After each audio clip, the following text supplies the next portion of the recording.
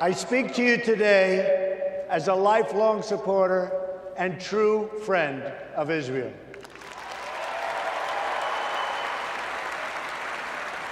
I'm a newcomer to politics, but not to backing the Jewish state. In 2001, weeks after the attacks on New York City and on Washington, and frankly, the attacks on all of us, attacks that they were perpetrated by the Islamic fundamentalists, Mayor Rudy Giuliani visited Israel to show solidarity with terror victims. I sent my plane because I backed the mission for Israel 100%.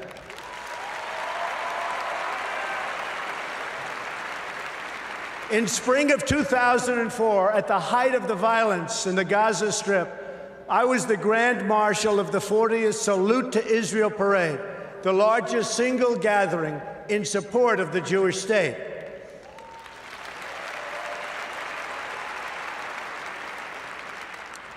It was a very dangerous time for Israel and, frankly, for anyone supporting Israel. Many people turned down this honor. I did not. I took the risk, and I'm glad I did.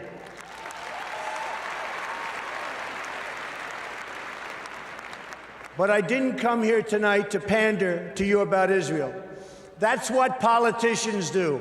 All talk, no action, believe me.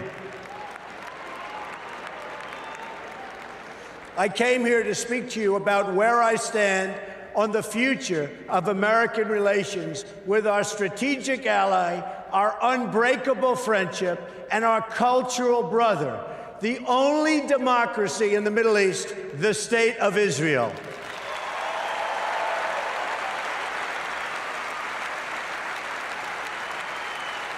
Thank you. My number one priority is to dismantle the disastrous deal with Iran.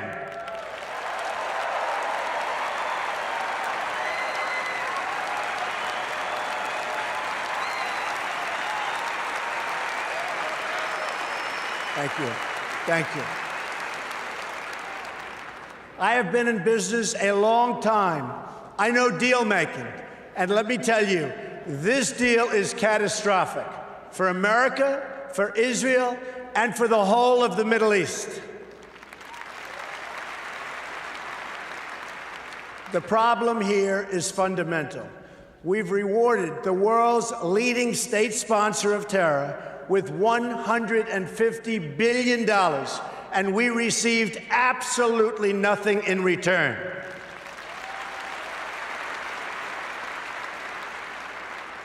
I've studied this issue in great detail, I would say actually greater by far than anybody else.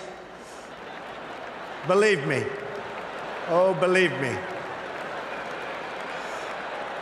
And it's a bad deal.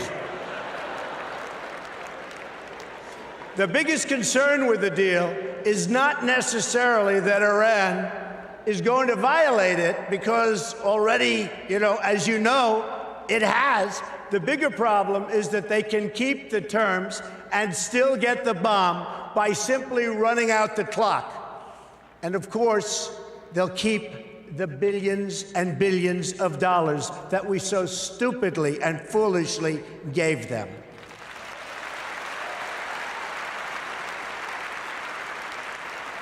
The deal doesn't even require Iran to dismantle its military nuclear capability. Yes, it places limits on its military nuclear program for only a certain number of years.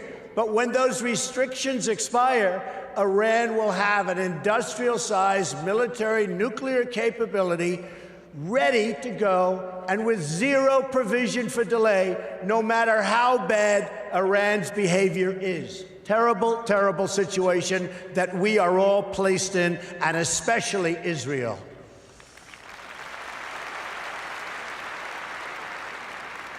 When I'm president, I will adopt a strategy that focuses on three things when it comes to Iran. First, we will stand up to Iran's aggressive push to destabilize and dominate the region.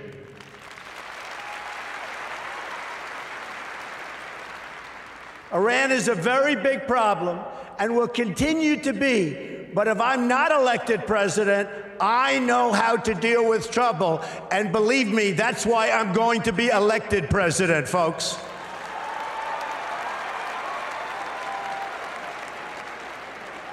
And we are leading in every poll. Remember that, please.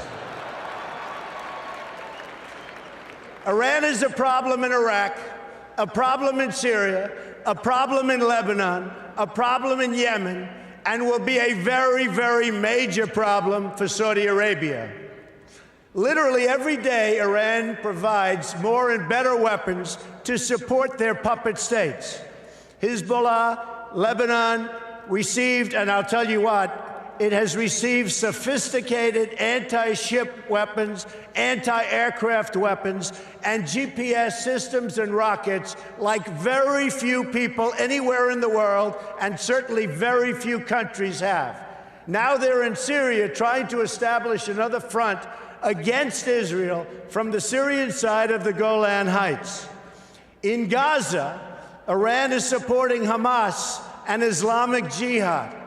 And in the West Bank, they're openly offering Palestinians $7,000 per terror attack and $30,000 for every Palestinian terrorist home that's been destroyed. A deplorable, deplorable situation.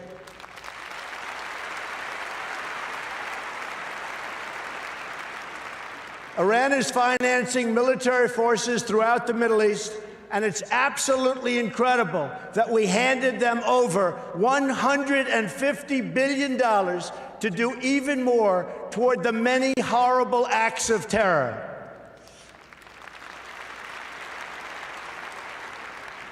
Secondly, we will totally dismantle Iran's global terror network, which is big and powerful, but not powerful like us.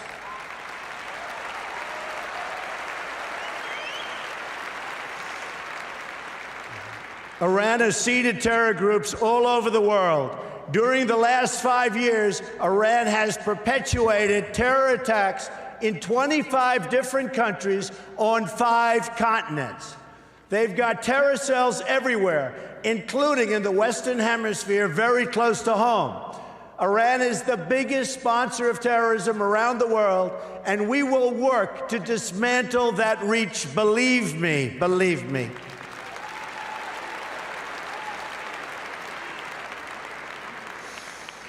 Third, at the very least, we must enforce the terms of the previous deal to hold Iran totally accountable, and we will enforce it like you've never seen a contract enforced before, folks. Believe me.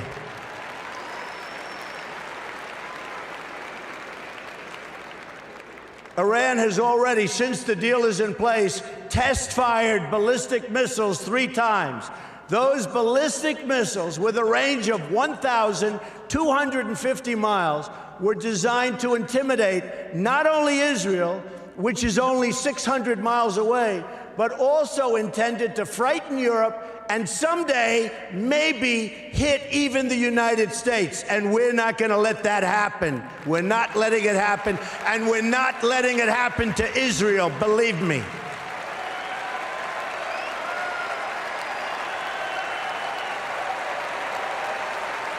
Thank you. Thank you.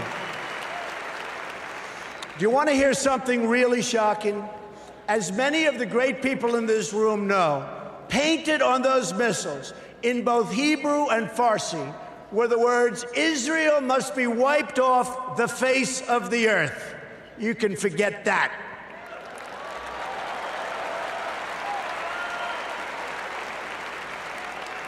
What kind of demented minds write that in Hebrew? And here's another. You talk about twisted. Here's another twisted part. Testing these missiles does not even violate the horrible deal that we've made. The deal is silent on test missiles. But those tests do violate the United Nations Security Council resolutions. The problem is no one has done anything about it. We will, I promise we will.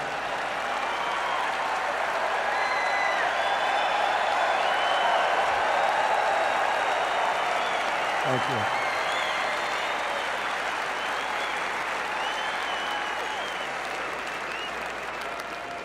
Which brings me to my next point, the utter weakness and incompetence of the United Nations.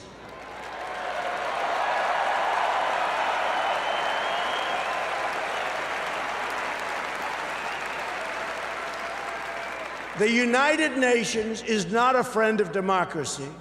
It's not a friend to freedom.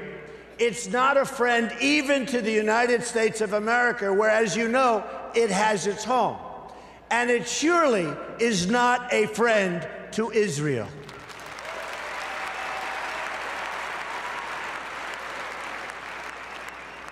With President Obama in his final year, yay.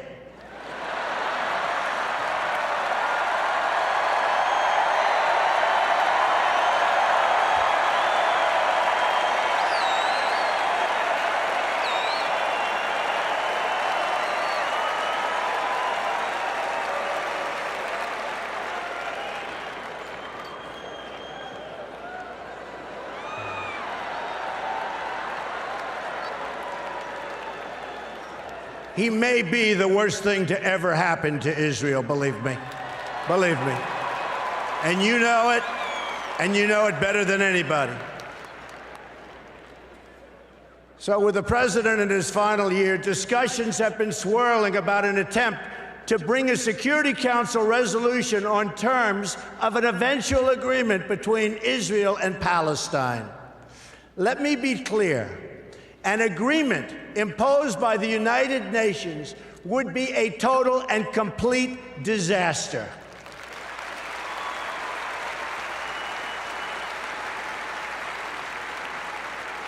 The United States must oppose this resolution and use the power of our veto, which I will use as president 100%.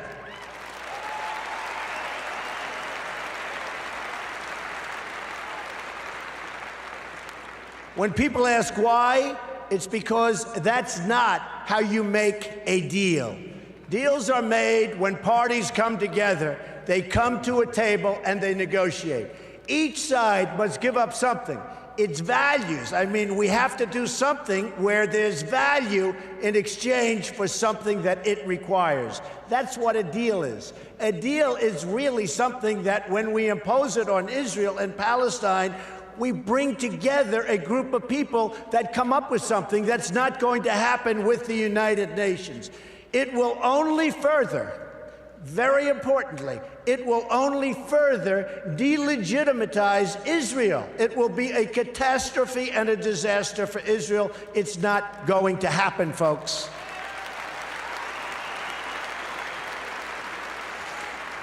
And further, it would reward Palestinian terrorism, because every day they're stabbing Israelis and even Americans. Just last week, American Taylor Allen Force, a West Point grad, phenomenal young person who served in Iraq and Afghanistan, was murdered in the street by a knife-wielding Palestinian. You don't reward behavior like that. You cannot do it.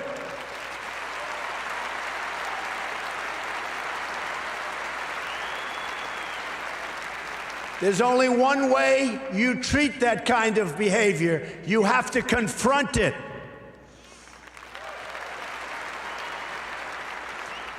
So it's not up to the United Nations to really go with a solution. It's really the parties that must negotiate a resolution themselves. They have no choice. They have to do it themselves, or it will never hold up anyway. The United States can be useful as a facilitator of negotiations, but no one should be telling Israel that it must be, and really that it must abide by some agreement made by others thousands of miles away that don't even really know what's happening to Israel, to anything in the area. It's so preposterous. We're not going to let that happen.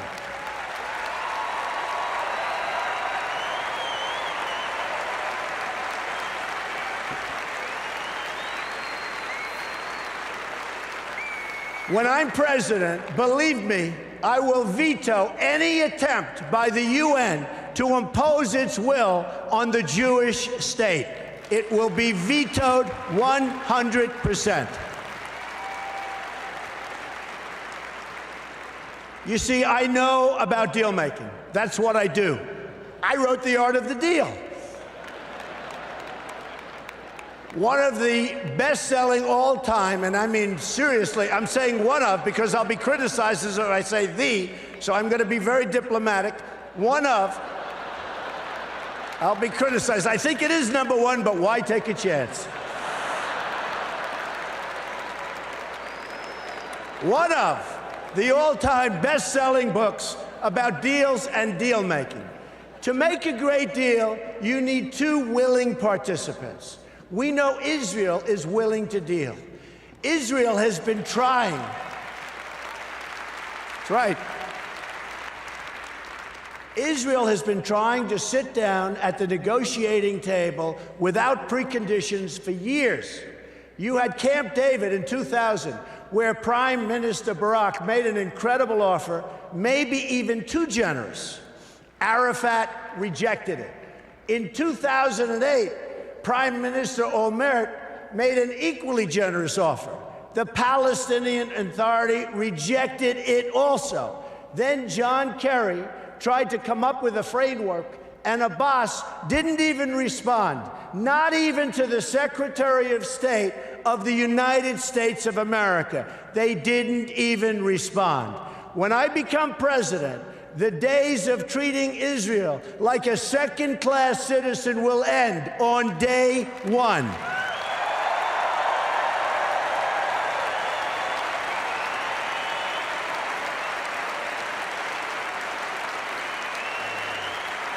Thank you. And when I say something, I mean it. I mean it. I will meet with Prime Minister Netanyahu immediately. I have known him for many years and will be able to work closely together to help bring stability and peace to Israel and to the entire region. Meanwhile, every single day, you have rampant incitement and children being taught to hate Israel and to hate the Jews. It has to stop.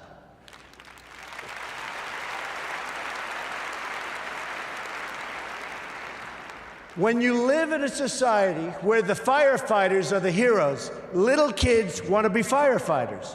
When you live in a society where athletes and movie stars are the heroes, little kids want to be athletes and movie stars. In Palestinian society, the heroes are those who murder Jews. We can't let this continue. We can't let this happen any longer.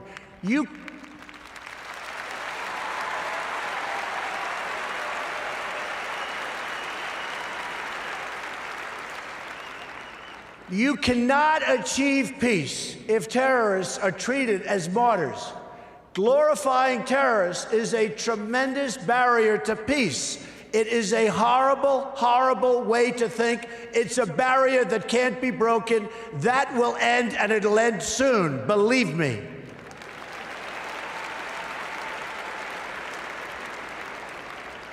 In Palestinian textbooks and mosques, you've got a culture of hatred that has been fermenting there for years, and if we want to achieve peace, they've got to go out and they've got to start this educational process. They have to end education of hatred. They have to end it, and now.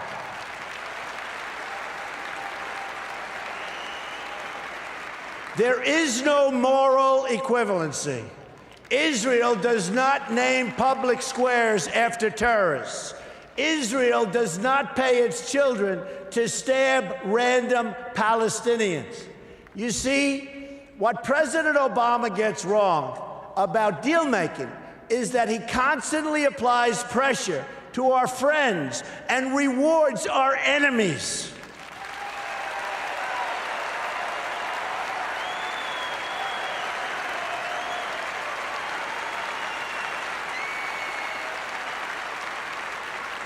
And you see that happening all the time. That pattern practiced by the president and his administration, including former Secretary of State Hillary Clinton, who is a total disaster, by the way.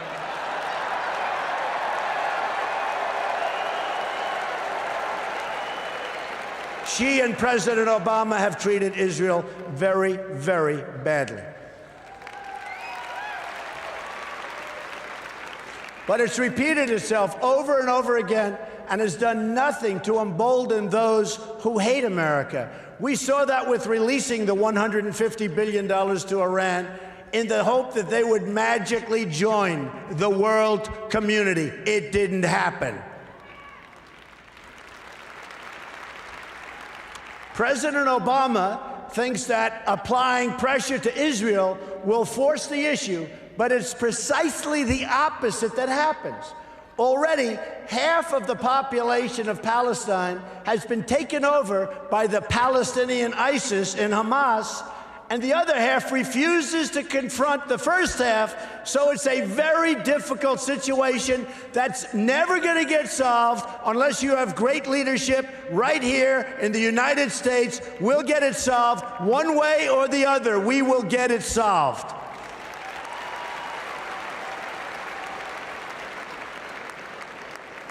But when the United States stands with Israel, the chances of peace really rise, and rises exponentially. That's what will happen when Donald Trump is president of the United States.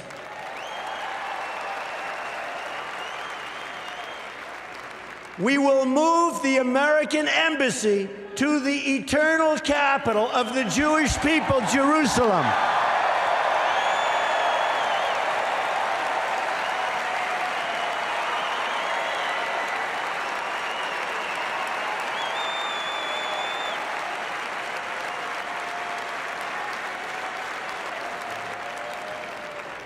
And we will send a clear signal that there is no daylight between America and our most reliable ally, the State of Israel.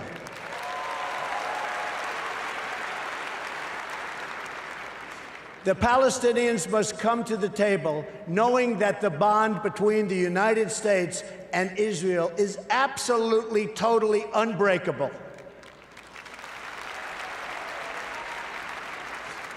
They must come to the table willing and able to stop the terror being committed on a daily basis against Israel. They must do that.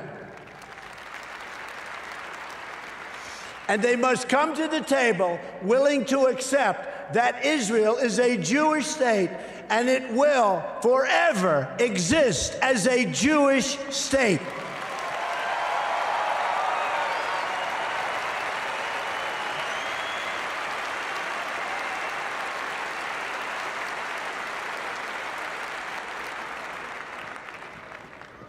I love the people in this room. I love Israel. I love Israel. I've been with Israel so long in terms of I've received some of my greatest honors from Israel. My father before me, incredible. My daughter Ivanka is about to have a beautiful Jewish baby.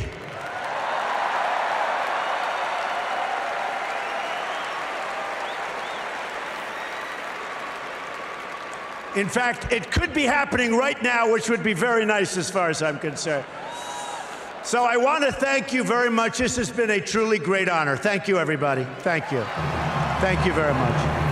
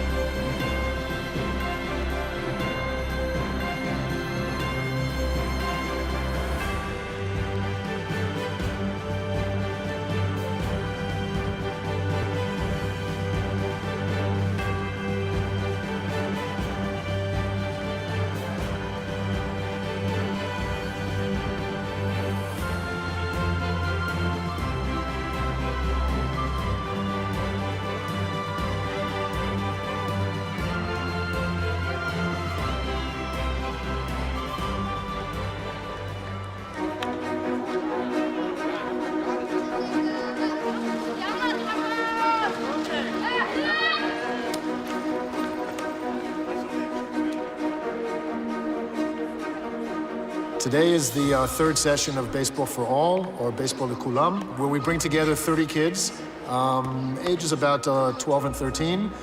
15 of them are Israeli Jewish players from Modi'in, and 15 of them are Israeli Arabs from Ramle. They've come together here for 24 hours, and they experience the game of baseball together and life together. The kids show up on a Thursday afternoon at 4 o'clock with their bags and their baggage. They get their room assignments, and then they're out on the field. What is your name, young lady? Aya, give it up for her. Sir, your name? Guy. The day really starts with some icebreakers, some baseball drills. Yankees, you guys are right here in the right field corner.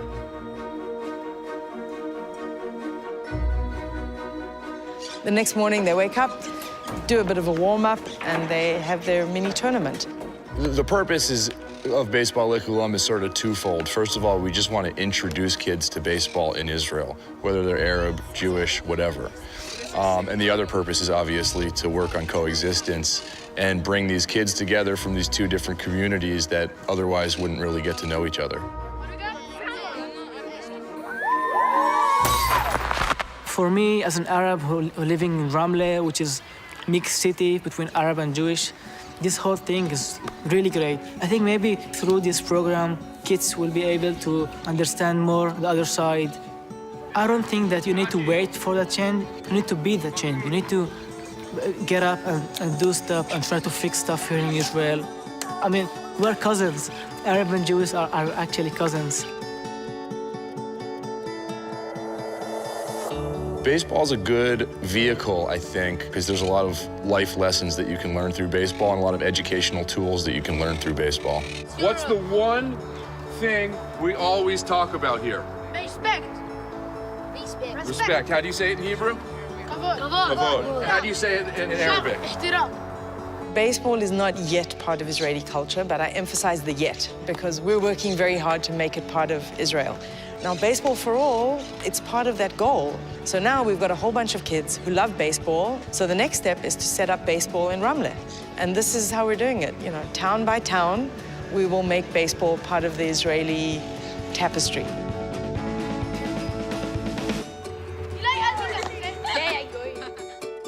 This program is not just about baseball.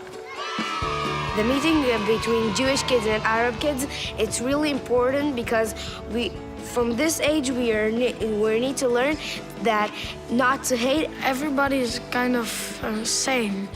They're not different because they're Arabs. They like us. I hope that there will be another meeting that we can see each other again and be together. I don't care if I ever get back home.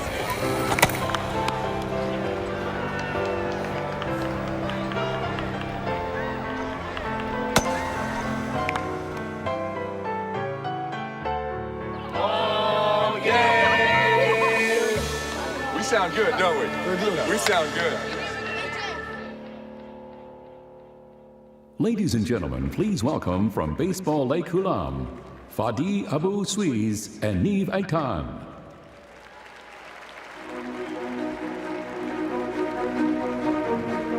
כאן? רגע, אנחנו הולכים.